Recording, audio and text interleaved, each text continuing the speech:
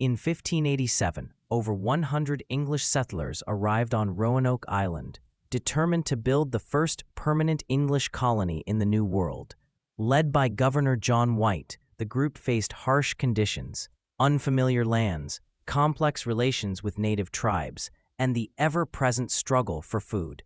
But the true mystery began when White returned to England for supplies, only to be delayed for 3 unexpected years due to war with Spain. When he finally returned to Roanoke in 1590, the settlement was silent.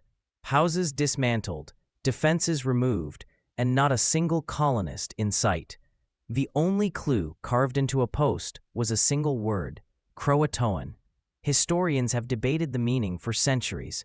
Some believe it indicated that the colonists willingly moved to Croatoan Island, modern-day Hatteras Island, to join a friendly native tribe.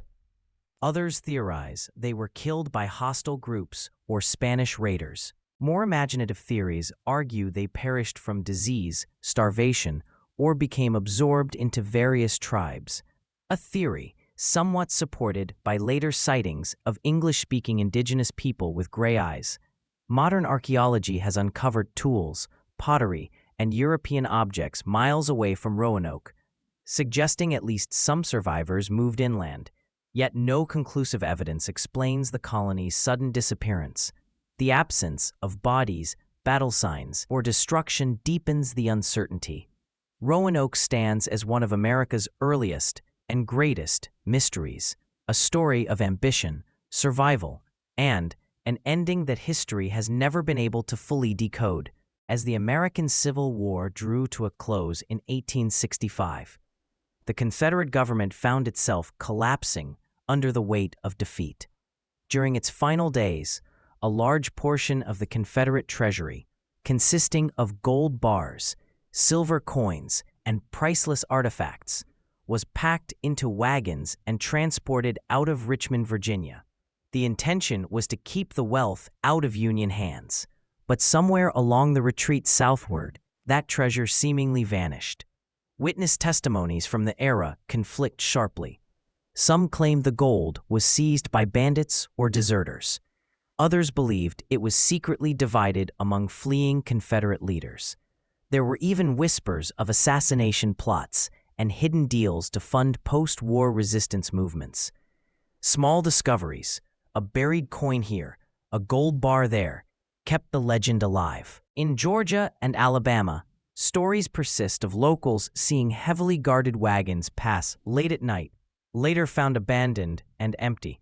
A Confederate officer reportedly confessed to burying part of the treasure near a riverbank before disappearing forever. Modern treasure hunters have used metal detectors, sonar, and ground-penetrating radar to search forests, old farms, and riverbeds. Although a few items traced back to the Confederate era have surfaced, no major portion of the treasure has ever been found. What makes the mystery enduring is the historical impact such treasure could have had during Reconstruction. Yet no clear evidence of its use exists.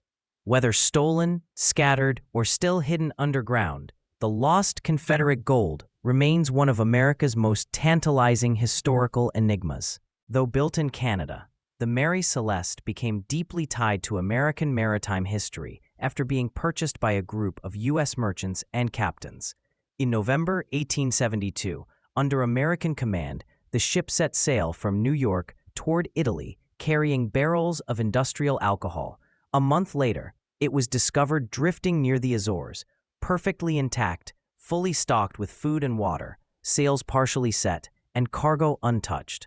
Yet the entire crew, including Captain Benjamin Briggs, his wife, and their young daughter, had vanished without a trace.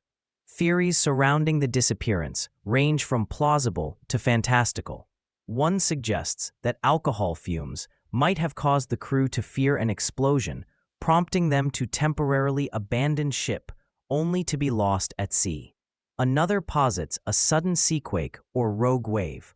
More dramatic ideas propose piracy, mutiny, or even supernatural forces, though no evidence has ever supported these claims. Investigations revealed subtle clues: water in the bilge, disturbed cargo, and the lifeboat missing.